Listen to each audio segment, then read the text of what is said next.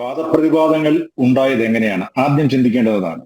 ഷർഷാദിന്റെ ഏകദേശം 3 മണിക്കൂറുള്ള ഇന്റർവ്യൂ ആ മറുനാടൻ മലയാളി കണ്ടയാളാണ് ഞാൻ. ഇപ്പൊ മറുനാടൻ മലയാളി ഗോസിപ്പ് ചാനലാണോ കുപ്രസിദ്ധിയാണോ എന്നൊക്കെ ഹസ്കർ പറയുന്നു. അതെപ്പോഴും അങ്ങനെയാണ്. CPM-നെ വിമർശിക്കുകയോ കുറ്റപ്പെടുത്തുകയോ എന്തെങ്കിലും ചെയ്താൽ അത് മുഴുവൻ ഗോസിപ്പ് ചാനലാണ്. അത് അവരങ്ങനെയാണ്, അവർ പറഞ്ഞ് സ്വീകരിച്ചത് അങ്ങനെയാണ്, അതങ്ങനെ നടക്കട്ടെ.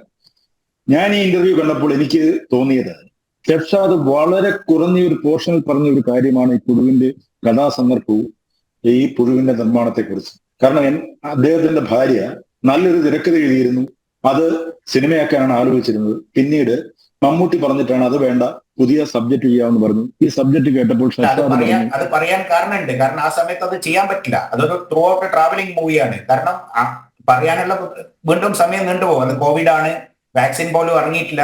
അപ്പൊ നിന്റെ ഡേറ്റ് അവൈലബിൾ ഉണ്ട്. ആ ഡേറ്റിന്റെ സമയത്ത് നമുക്ക് എന്തെങ്കിലും ഒന്ന് ചെയ്യാന്നുള്ള രീതിയിൽ ഒരു സമാധാനപൂർവ്വമായിട്ടുള്ള ഒരു സംഗതി കൊടുത്തതാണ്. അതൊക്കെ ഞാൻ പറഞ്ഞിട്ടുണ്ട് വളരെ വ്യക്തമായിട്ട്. അത് വളരെ വ്യക്തമായി ഇന്റൻഷനലി മാറ്റിയതല്ലത്. അത് അന്നത്തെ സാഹചര്യം അങ്ങനെ ആയതുകൊണ്ട് മാറ്റപ്പെട്ടു. ഓക്കെ. അപ്പൊ ഒരു പുതിയ സബ്ജക്ട് ചെയ്യാൻ പറഞ്ഞപ്പോൾ ഷർഷാദ് പറയുന്നു എനിക്ക് ആ സബ്ജക്റ്റിനോട് താല്പര്യക്കുറവുണ്ട്, നമുക്ക് ചെയ്യണ്ട എന്ന് പറഞ്ഞപ്പോൾ അത് ചെവിക്കൊള്ളാതെ ആ സിനിമ ചെയ്തു.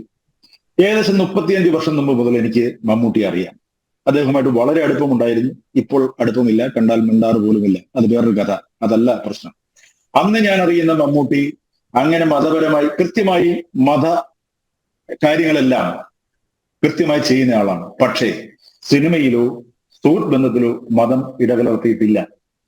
ഇപ്പോൾ അതിന് മാറ്റം വന്നോ എന്ന് ജനങ്ങൾ സംശയിക്കുന്നതിന്റെ പ്രധാന കാരണങ്ങൾ ഇതൊക്കെ തന്നെയാണ്. ഇതിന്റെ പിൻബലമായിട്ട് ഒരു കാര്യം കൂടി പറയാം. ഈ അടുത്ത കാലത്ത് വന്ന മലയാളി ഫ്രം ഇന്ത്യ എന്ന് പറയുന്ന ഒരു സിനിമയുടെ കഥാമോഷണം വന്നല്ലോ. 4-5 പേര് അതിന്റെ കഥയുടെ ഉടമസ്ഥാവകാശം പറഞ്ഞുകൊണ്ട് വന്നിട്ടുണ്ട്.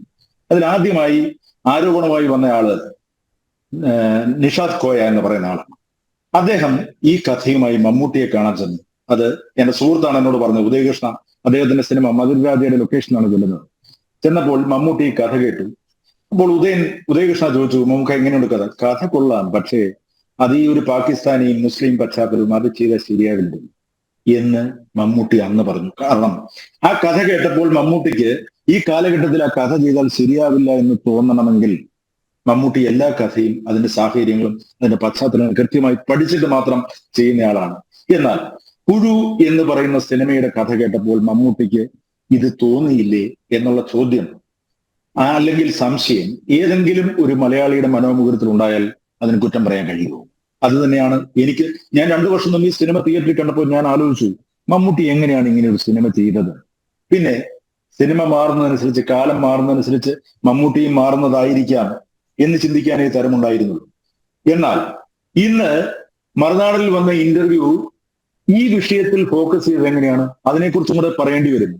കാരണം രാജേഷ് കൃഷ്ണ എന്ന് പറയുന്ന വ്യക്തിയും CPM-ലെ ഉന്നത സ്ഥാനീയരുമായിട്ടുള്ള അഹിത ബന്ധങ്ങളുടെ കാര്യമാണ് കൂടുതലും ഷർഷാദ് ഇന്റർവ്യൂ പറഞ്ഞത്. അത് CPM-ന് പണിയായി തീരുമെന്ന് മനസ്സിലാക്കിയ CPM പ്രതിനിധികൾ തന്നെ ഈ വിഷയം അതിന് ഫോക്കസ് ചെയ്തുകൊണ്ട് അതിനെ സോഷ്യൽ മീഡിയയിൽ അങ്ങ് എടുത്ത് അലക്കുകയായിരുന്നു.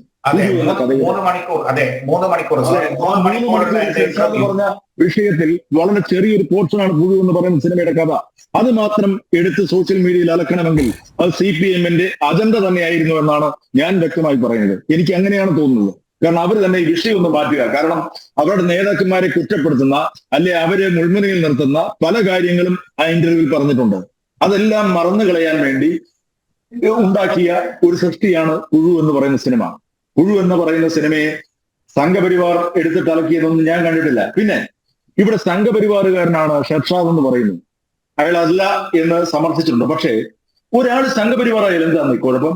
BJP-കാരനായാലും എന്താ കുഴപ്പം? അല്ലെങ്കിൽ കോൺഗ്രസ്സുകാരനായാലും എന്താ കുഴപ്പം? ഇവിടെ നിങ്ങൾ കണ്ടിട്ടുണ്ടോ, ഇവിടെ ഈ CPM-കാർ ഉണ്ടാക്കി വെച്ചിരിക്കുന്ന ഒരു എക്കോസിസ്റ്റം ഉണ്ട്. അതായത് CPM-ലാണ് ഇടതുപക്ഷക്കാരനാണെന്ന് പറഞ്ഞാൽ അവൻ ബുദ്ധിജീവി, അവൻ ഭയങ്കര കലാകാരൻ, അവൻ സമൂഹത്തിൽ മാന്യത. BJP-കാരനാണെന്ന് പറഞ്ഞാൽ അവൻ സംഘി.